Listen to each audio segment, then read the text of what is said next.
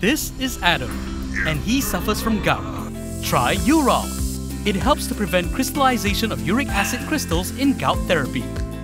Urol, effective urinary alkalinizer for gout.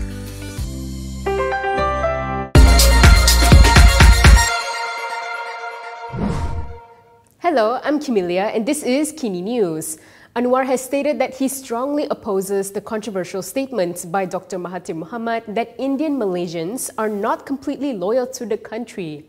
The PM also took a swipe at his foe when approached by reporters on the matter.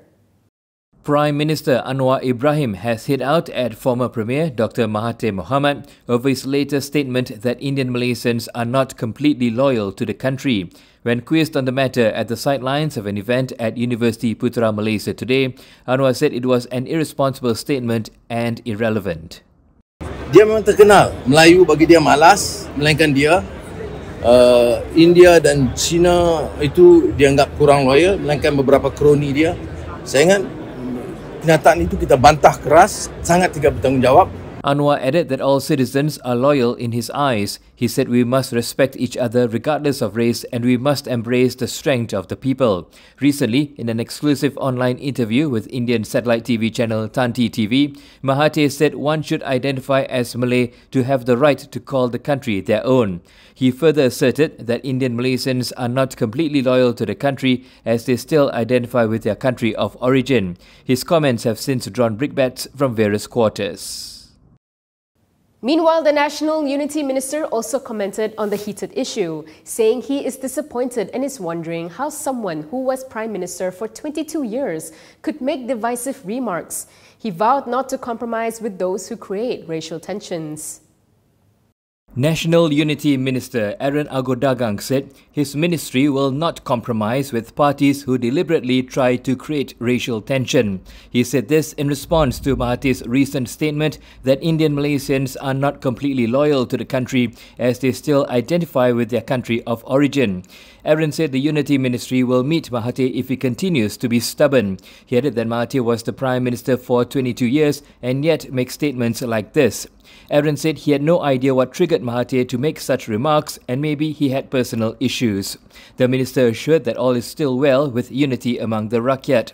He said a problem arises when certain individuals try to raise sensitive issues.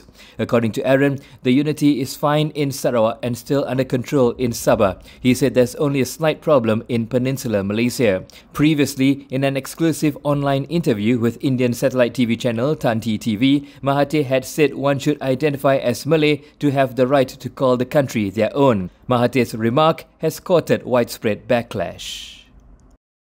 Despite being under fire for his latest remarks, Dr Mahathir has not remained quiet and instead took aim at P. Ramasamy. Mahathir accused the former Penang Deputy Chief Minister of being racist over the Indian minister issue. Dr Mahathir Mohamad, who has come under heavy criticism for his latest controversial remark against Malaysian Indians, has now singled out former Penang Deputy Chief Minister P. Ramasamy as racist. After wishing Hindus in Malaysia a happy Pongal on X, the former Premier wrote a new post labelling Ramasamy as a racist for questioning why there was no Indian minister in the latest cabinet reshuffle. Mahathir said if not having an Indian minister in the cabinet is seen as unfair, then it must be because Ramasamy is still loyal to the Indian race. He added that this means Ramasamy is a racist who fights not only for Malaysia but also for those of Indian descent. This follows Mahathir's remarks in a TV interview recently, insinuating that Indians were not loyal Malaysians, claiming they still identify with their country of origin and speak Tamil primarily. The former Prime Minister argued that one should identify as Malay and speak Malay as their primary language to have the right to call the country their own. Ramasamy has responded saying if cabinet appointments are based on racial considerations, there was nothing wrong in asking for the appointments of Indian Tamil ministers to reflect the communal composition of the Indian community. The former DAP leader said in a post on Facebook that's the reason why he has set up Urumai to address the plight of poor Indians and the marginalised without losing sight of the rights of other ethnic groups. He added he can be proud that Mahathir called him a racist because it shows his determination to assist the poor and discriminated Indians, Chinese, Malays and the Orang Asli. Today, the High Court heard submissions for a judicial review leave application by Daim and his family against the MACC's probe against him. MACC's legal rep warned that if Daim's bid was allowed, investigating agencies would be unable to complete their tasks. The Attorney General's Chambers has told the Kuala Lumpur High Court that no enforcement agencies in the country can ever wrap up any criminal investigation if former Finance Minister Daim Zainuddin is granted leave to challenge MACC's probe against him. Shamsul Bol Hassan submitted that past case law upholds the public policy against allowing legal challenges over ongoing criminal investigations. The Senior Federal Counsel pointed out that giving Daim the green light to proceed with the judicial review would open the floodgates to similar challenges. Meanwhile, Liu Hongbin, who is also from the AGC, submitted that if Daim's bid is successful, then MACC would have no choice but to disclose what reasonable cause they had to probe the former minister, what is the nature of the complaint, among others. Daim's counsel, Tommy Thomas, rubbished the contention that MACC's ability to carry out investigations would be hindered if leave is granted. Thomas, a former AG, pointed out that leave is just the first step before the court sets a separate date to hear parties' oral submissions on the merits of the judicial review. He added any leave granted would merely lead to Daim and the anti-graft agency exchanging affidavits for the hearing of the merits. Judge Wan Ahmad Farid then set March 4th to deliver his decision on whether to grant leave to Daim to proceed with the judicial review. On January 10th, Daim and his family filed the court action to halt the MACC probe, alleging that the agency investigation is baseless and a fishing expedition, and that the agency never provided him with the details of the offence that he was being investigated for.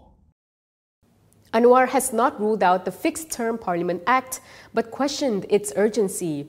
He said he looked forward to discussions on the matter, but there has been no deliberation on the matter. Prime Minister Anwar Ibrahim said the enactment of a Fixed-Term Parliament Act is not a priority for him, although he looks forward to discussions on the Act. Anwar told reporters on the sidelines of an event at University Putra that it's a bit premature to decide. We have not discussed this. I look forward to any discussion, but it's a bit too premature for us to decide. Otherwise, we have not even obtained any comments from the Attorney General. There's no consensus yet among the leaders of Kerajaan Perpaduan Madani. So I think we'll go through the process. But there has been a suggestion. We will look at it. To me, it's not a priority. Anwar also pointed out that the need for such a bill is based on the perception that there is a plot to overthrow the current government. He said the perception is baseless as the opposition are very weak now and they don't even master 1/3 of the support of the Dewan Rakyat. The proposal for a special bill to ensure a government remains in power for its full 5-year term was mooted by Deputy Prime Minister Ahmad Zahid Hamidi. This after an alleged move by the opposition to topple the administration, which was confirmed by Zahid based on intelligence reports he had claimed to have received. Minister in the Prime Minister's Department for Law and Institutional Reform, Azalina Othman Said, previously said the Legal Affairs Division will be carrying out in-depth studies to get public views on such legislation. Meanwhile, in the opposition bloc, the Gerakan president has not dismissed the idea of the FTPA. However, he said certain provisions have to be made first. Gerakan President Dominic Lau has expressed support for the formulation of a Fixed-Term Parliament Act to allow MPs to serve a full term. However, he took issue with the reasoning of an FTPA by certain ministers, namely Deputy Prime Minister Ahmad Zahid Hamidi and De facto Law Minister Azalina Othman Said.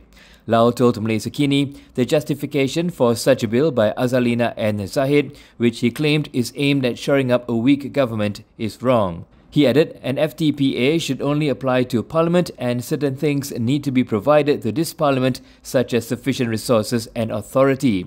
Lau believes an FTPA should not mean that a government is not subject to change.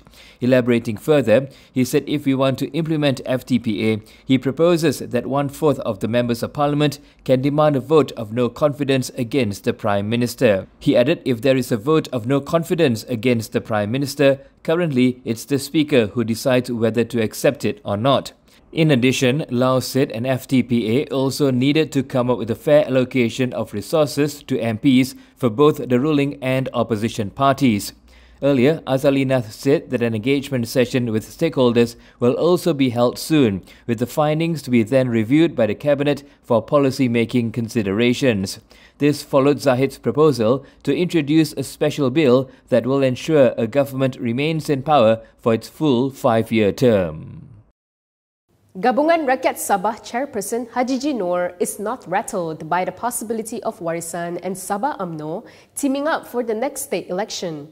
While the polls are not due until the end of 2025, he said GRS will focus on the mandate given to them by the people. Gabungan Rakyat Sabah GRS chairperson Hajiji Noor is unfazed about the prospect of Warisan and Sabah UMNO teaming up for the next state assembly election. Hajiji said that while he does not want any party to exit the state government coalition, he is not rattled by attempts by Muhammad Shafi Abdal and Bung Mukhtaruddin to form a coalition to go up against him in the next polls, which is not due until the end of 2025. According to Free Malaysia Today, Hajiji said they have tried to rattle him many times, but he had triumphed. Hajiji added that the people have given us their trust and support. They want progress and political stability. He said whether the two parties want to form a pact is their own business, and right now, GRS must carry out the mandate given to them by the people. Hajiji also gave his full support to the unity government helmed by Prime Minister Anwar Ibrahim, saying there was no need to create confusion and uncertainty in Malaysia. He said they support Anwar because they want political stability and have introduced good policies for the future of Malaysia, policies that will transform Malaysia into a developed country in years to come. Previously, Shafi declared that Warisan and Sabah UMNO were going to work together when Bung made an appearance at the Warisan General Assembly last month, although Bung was not as forthcoming.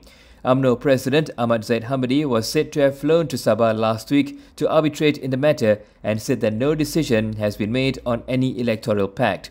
Sabah State Assembly's term only ends in October 2025, but Hajiji recently hinted that state polls might take place earlier than scheduled. And that is all from me today. For more stories, you can go to Kinitv.com. You can also follow us on Instagram, Twitter, YouTube, and Facebook for the latest news updates. If you'd like to support independent media, do consider subscribing to MalaysiaKini.com. I'm Kimilia. Thanks for watching.